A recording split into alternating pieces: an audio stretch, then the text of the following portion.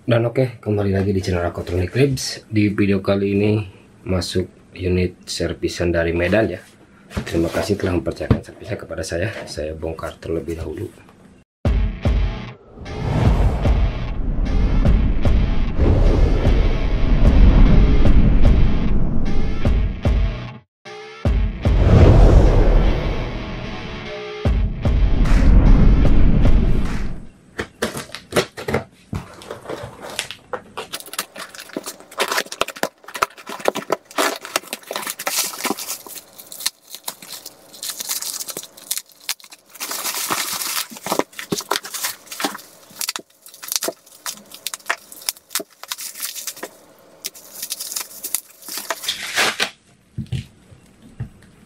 Ada dua unit ya,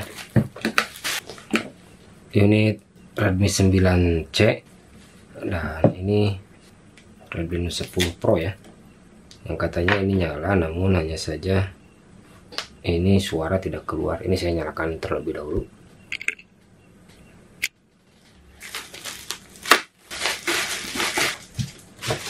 Saya coba suaranya ya,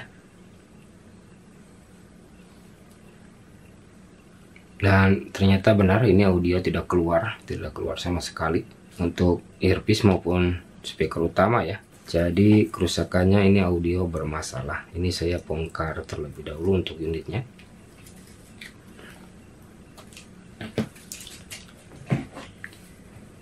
Dan ini untuk mesinnya sudah terbongkar ya, terlihat dari segel yang sudah tertutup. Ini saya bongkar keseluruhannya dulu.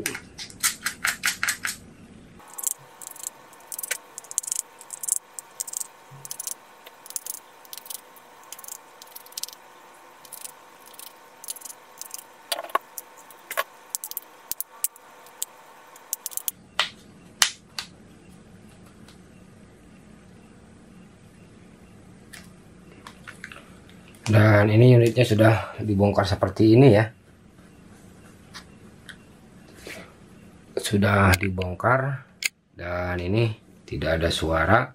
Tapi untuk memastikannya ini harus dikonfirmasi dulu untuk pinnya, biar penyakit aslinya ini terlihat ya.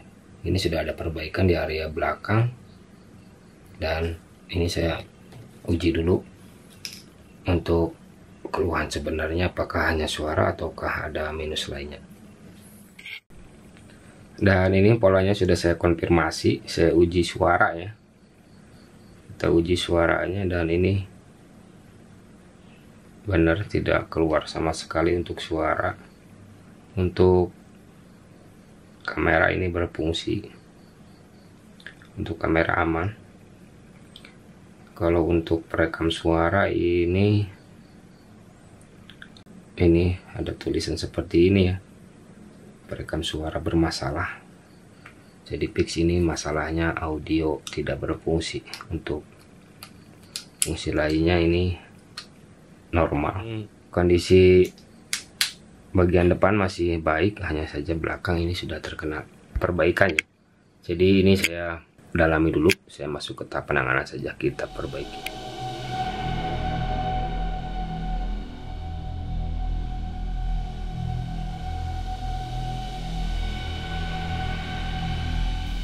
Unit sudah saya lakukan pendalaman, dan fokus perbaikan ini mengarah ke area CPU ya, yang mana area ini sering bermasalah. Yang permasalahannya itu berbagai jenis ya, ada sentuh tidak berfungsi, ada gambar tidak tampil, ada suara tidak keluar, ada juga yang restart, ada yang bahkan mati total, dan masih banyak lainnya ya kerusakan CPU. Kalau unit masih nyala seperti ini, untuk kasus penanganannya harus benar-benar ekstra hati-hati ya. Di unit yang sudah mati sekalipun, prosedur penanganan harus sesuai dengan SOP, harus dengan ketentuan. Jangan asal mengerjakan tanpa tahu sistem pengerjaannya seperti apa ya. Maka dari itu memang harus dibutuhkan jam terbang tinggi ataupun jam kerja yang lumayan cukup lama untuk bisa memastikan, menganalisa, dan mengeksekusi suatu kerusakan ataupun semua kerusakan di berbagai jenis tipe dan berbagai jenis chipset ya. Ya, poinnya semua pengerjaan harus dilakukan dengan sangat teliti ya. Jangan asal-asalan mengerjakan.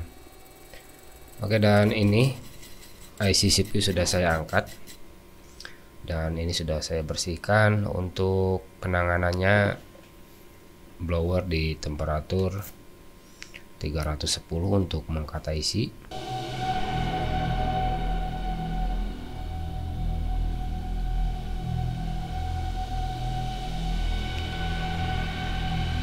Dan untuk suhu angin di strip 4 atau 40% ya, tidak terlalu kencang.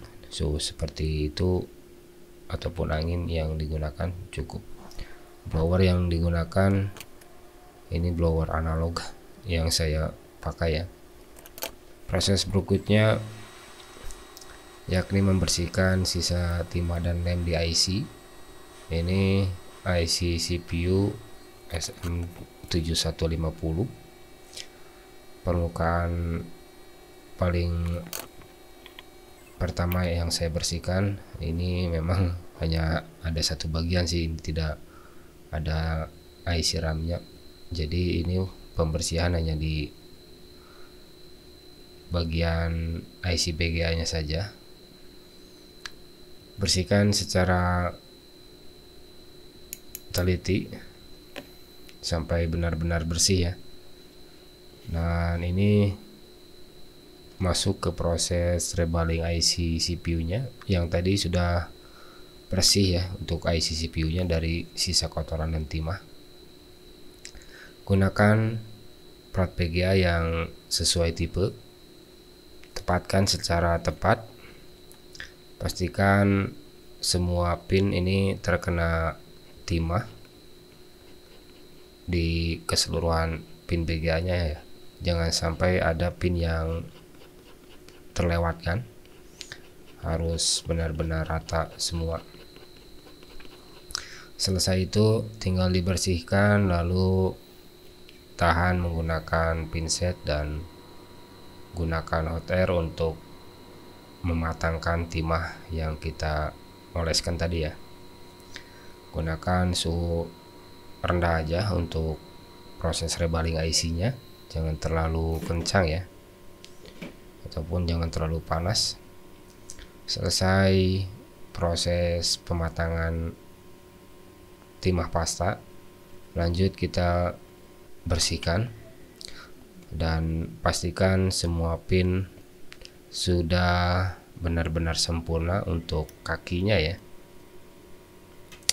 Nah, ini pin BGA-nya sudah rata, tinggal saya bersihkan dengan hati-hati, pelan-pelan saja. Ini cairan pembersih yang saya gunakan. Saya menggunakan thinner high gloss ya, agar dia cepat kering dan hasilnya tidak kusam. IC sudah saya rebal.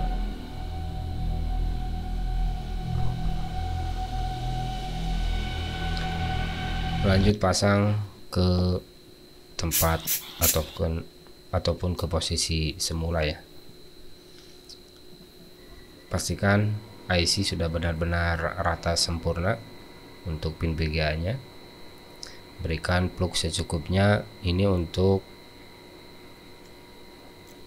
mempermudah timah agar cepat meleleh ya, dan menjaga agar pin BGA tidak menempel satu sama pin lainnya. Tepatkan secara presisi untuk IC CPU pastikan di tempat ataupun di garis yang sudah disediakan ya. Panaskan secara perlahan, gerakan tepian IC untuk memastikan bahwa IC sudah menempel dengan sempurna. Perbaikan ini belum selesai karena ini saya akan membongkar lagi IC UFS, dikarenakan ini untuk memastikan healthy status dari IC tersebut ya, karena kalau IC UFS itu ada umur ataupun ada masa kerjanya. Jadi ini saya sekalian bongkar, sekalian cek juga untuk IC UFS nya, agar memastikan bahwa IC tidak ada cacat ataupun error di healthy statusnya ya. Beda lagi sama IC CPU. Kalau IC CPU itu tidak ada umur pemakaian. Kalau di CPU ya, yang ada umur masa kerjanya hanya IC UFS. Angkat secara perlahan, pastikan panas sudah merata semua dan ini sudah terlepas ya untuk IC UFS nya. Proses pengerjaannya sama pada saat mengangkat IC CPU, tidak ada perbedaan. Lanjut bersihkan sisa timah dan lem yang masih menempel di PCB. Ini saya gunakan timah gulung ataupun timah padat untuk mengikis sisa timah yang masih menempel ya. Saya gunakan pisau untuk membersihkan sisa lem dan timahnya. Pastikan seluruh permukaan IC benar-benar bersih, tidak ada kotoran yang masih menempel. Nah, ini sudah bersih sempurna, tinggal diratakan lagi sampai benar-benar permukaannya halus ya, menggunakan God Wick. Ini sudah selesai. Lanjut rebaling IC UFS nya dan cek di box. Ini untuk hasil keterangan pada saat checking di box tidak saya tampilkan, videonya hilang entah kemana. Yang pasti IC UFS dalam kondisi baik ya, tidak error, ECC ataupun urgent healthy ya. Ini sudah saya lakukan rebaling untuk IC UFS nya, jadi tinggal pasang saja. Proses pemasangannya sama pada saat memasang IC CPU ya, namun IC UFS ini pembiayanya tidak terlalu banyak, jadi pemasangan tidak terlalu beresiko ya, beresiko menempel pinnya ya. Ini untuk jenis UFS nya dia menggunakan pin BGA 254 dan versi BGA IC UFS nya ini 2.2 dengan brandnya ini dari SK Hynix. Pasang secara tepat, presisi, dan selesailah sudah proses rebaling IC CPU dan UFS. Lanjut kita uji apakah perbaikan ini sesuai dengan harapan. Untuk hasilnya kita lihat saja.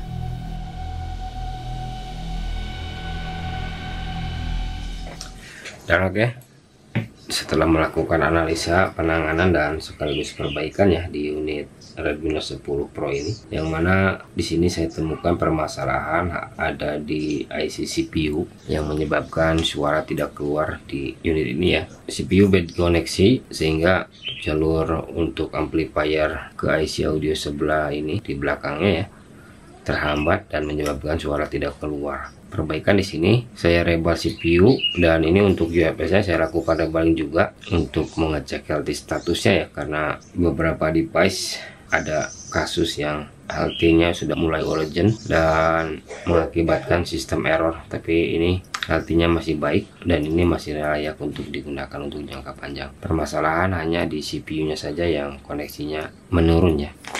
Perbaikan tidak mengganti part, hanya melakukan rebaling saja, dan area belakang ini saya lakukan pengecekan dikarenakan memang XRP sebelumnya ya, dan di area ini tidak ada perbaikan yang signifikan, hanya melakukan pengecekan di semua komponen yang diperbaiki sebelumnya saja. Perbaikan sudah selesai. Apakah hasilnya bisa sesuai dengan harapan kah?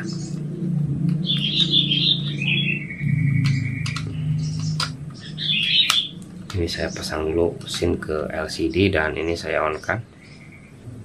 Nah, sekarang ini sudah bisa nyala ke booting pertama ya.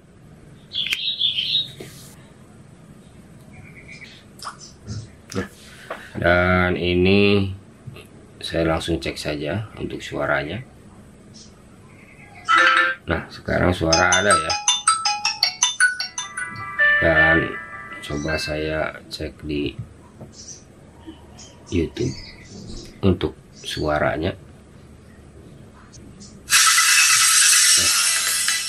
Nah, ini sekarang suara sudah normal ya. Berarti perbaikan sudah sesuai dengan harapan. Ini sudah bisa sembuh.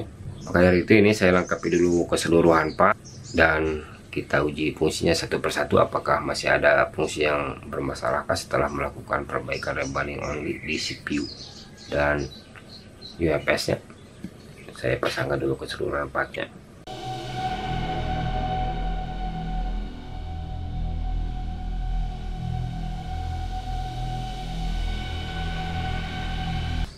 Dan ini partnya sudah saya lengkapi semua ya. Saya uji mulai dari kamera. Ini kamera utama, ini ultra wide, rekam video. Cek. Untuk rekam video normal. Untuk lensa ini wide, ini ultra wide, ini makro. Untuk kamera depan berfungsi dengan baik ya. Jadi untuk kamera aman, tidak ada masalah. Lanjut ke perekam suara. Cek. Perekam suara normal. Untuk kompas, ini kompas berfungsi dengan baik ya. Untuk jaringan, saya coba panggilan darurat. Untuk earpiece dan speaker utama normal ya. Jaringan aman. Untuk wifi, bluetooth, center nyala ya.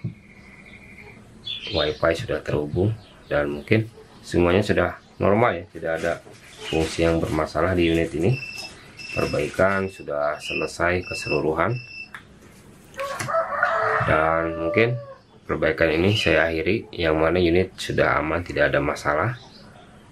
Unit Redmi Note 10 Pro kasus masuknya ini tidak keluar suara, yang mana perbaikan dan rebaling only CPU dan UFS, dan unit pun sudah bisa normal kembali. Untuk UFS nya itu hanya mengecek healthy-nya saja ya. Dan ini internal yang 6/128 GB. Nah, mungkin video ini saya akhiri. Untuk yang punya unit ini dari Medan, terima kasih telah mempercayakan servisnya kepada saya. Dan bila ada salah pengerjaan maupun salah kata di video ini, silahkan koreksi di kolom komentar. Sekian dan terima kasih.